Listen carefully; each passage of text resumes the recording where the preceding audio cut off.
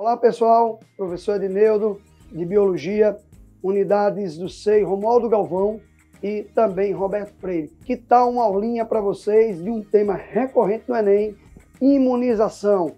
Vem comigo! A imunização do nosso organismo ela é feita basicamente de dois processos ou procedimentos. Lembrando a vocês que o processo de imunização quer dizer um processo de geração de defesa do organismo contra agentes infecciosos, como vírus, bactérias, toxinas e até veneno de alguns animais. O processo de imunização é muito importante para nós identificarmos, porque ele é feito de duas maneiras bem diferentes. A imunização, ela pode ser uma imunização ativa. A imunização ativa, ela é um processo em que o nosso organismo é ativado por agentes estranhos, pelos famosos antígenos, seja um vírus, uma bactéria, uma toxina ou até mesmo um veneno. A imunização ativa, ela pode ser de duas formas. Uma imunização artificial, na qual é injetado no organismo a ser imunizado uma partícula ou do vírus ou de uma bactéria e até mesmo pequenos fragmentos destes indivíduos inoculados num indivíduo, numa pessoa a ser imunizada. A partir daí, ocorre uma ativação do sistema imunológico que vai passar a produzir células de memória para produzir anticorpos específicos para este agente. Na imunização ativa, usamos como estrutura principal a vacinação. Por isso que o processo de vacinação também tem sinônimo de imunização. Ou seja, o indivíduo que recebe uma certa vacina pode ficar por longos períodos ou até para todo sempre protegido contra aquele agente infeccioso. Por exemplo, vacinas para tuberculose, vacinas contra o Covid.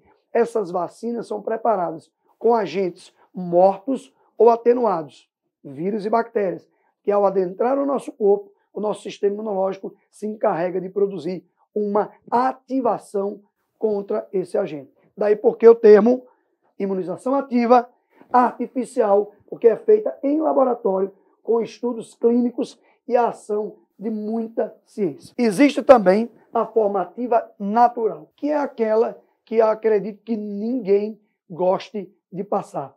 Porque a forma ativa natural, ela vai requerer a presença da doença ou infecções. Você pode ficar doente, como acontecia frequentemente nos casos de Covid. As pessoas adoeciam, ficavam imunizadas com o passar do tempo. Só que isso nos traz um risco. Quem gostaria de ficar doente para gerar uma imunização? Então é preferível tomar a questão da vacina, em alguns casos ficar doente ou apenas ser infectado por uma bactéria e vírus, gerando para si uma imunidade, de certa forma, permanente. Diga-se de passagem, lembrando aqui a vocês as principais doenças de infância, catapora, chamada varicela, poliomielite, doenças como a croup ou difteria, várias doenças que acometem o nosso corpo na infância e ficávamos plenamente imunizados ao longo da nossa vida. E existe uma outra forma da imunização ser feita no organismo. É uma imunização passiva. Essa imunização aí difere um pouquinho da anterior, porque é uma imunização terapêutica, com uma previsão, um tempo específico e não tem a brevidade da ação. É mais uma terapia do que uma imunização prolongada. No caso da imunização passiva, nós temos também dois tipos. A imunização passiva artificial, que requer a utilização de um soro, que não é o soro fisiológico, nem é o soro do nosso sangue, o plasma, e sim uma solução rica em anticorpos prontos contra os agentes agressores. Por exemplo, picada de cobra, insetos e até aracnídeos. Todos esses três animais inoculam no organismo toxinas e venenos que podem gerar grandes problemas, desde choques anafiláticos, reações alérgicas terríveis, até mesmo a morte.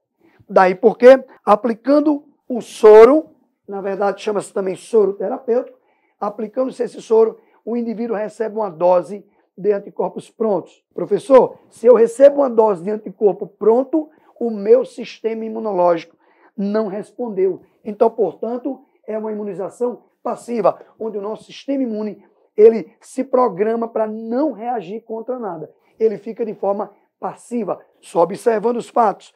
Não há tempo, por exemplo, para o meu organismo produzir um anticorpo específico para uma picada de cobra. O veneno e a toxina é extremamente agressiva e em poucas horas, poucos dias, pode matar o indivíduo. Então temos que tomar, no caso, a precaução com o soro de forma imediata. Professor, existe uma forma passiva natural? Existe. Quase todas as pessoas do mundo já receberam uma dose dessa imunização passiva natural. Raríssimos casos não passaram por ela, que é através da amamentação. A amamentação, a nossa mãe nos passa anticorpos prontos através de um leite, que a primeira vez que nós ingerimos esse leite, ele se chama colostro. Recebemos esse leite com uma dose muito grande de anticorpos.